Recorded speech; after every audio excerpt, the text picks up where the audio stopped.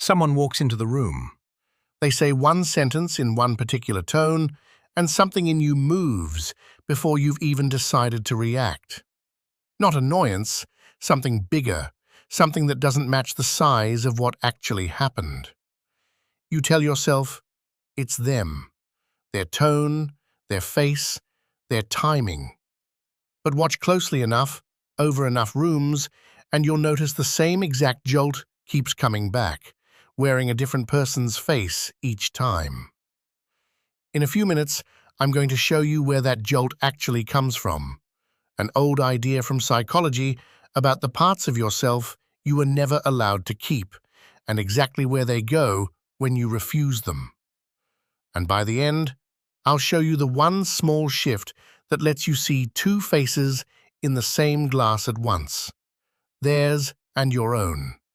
The move that changes what a trigger even means to you. But first, chances are you've already tried to fix this the ordinary way. You've done the work. You name the feeling. You breathe through it. You journal the trigger the moment it happens. And still, this one person, this one tone of voice walks into the room and your whole day tilts sideways. Not annoyance, not mild irritation, something closer to rage or obsession or a pull you can't explain. You've tried every technique for managing the reaction. None of them touch the reaction itself. That's because none of them were built to answer the real question. Not, how do I calm down faster, but why does this person specifically have this much power over me in the first place? That's the map this video is drawing, not another technique. The room underneath the technique. Here's the first thing worth noticing, and it's stranger than it sounds. The size of your reaction is information. Ordinary annoyance stays the size of the event. Someone's late, you're irritated, it passes. But disproportionate reaction doesn't behave like that. It's too big for what actually happened. A tone of voice shouldn't ruin a day. A stranger's confidence shouldn't make you obsess. When the charge outsizes the cause, that gap is the clue. Not a flaw to eliminate. A flare going off, pointing at a room in you that's still dark. The bigger the flare, the less light you've shined on whatever it's guarding. Which raises an uncomfortable question. What if the trigger isn't about them at all? There's an old idea from psychology worth borrowing here. Certain parts of us never get invited to the table. Qualities we were taught were shameful, weak, too much, or simply never modeled for us. That material doesn't disappear. It goes underground. Unconscious material doesn't stay still. It looks for a screen. So, instead of feeling that ambition, or that neediness, or that cruelty as mine, I meet it out there, wearing someone else's face. This isn't lying to yourself on purpose. It's just what an unlit room does by default. It throws its shape onto the nearest wall.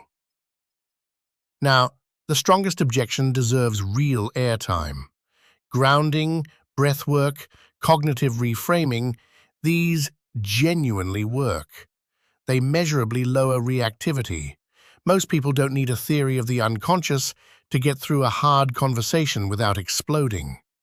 That's true, and it's useful, and I'm not here to talk you out of it. But notice what regulation actually changes.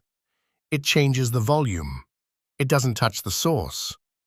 You can learn to breathe through the storm perfectly and still have no idea why this particular sky keeps storming.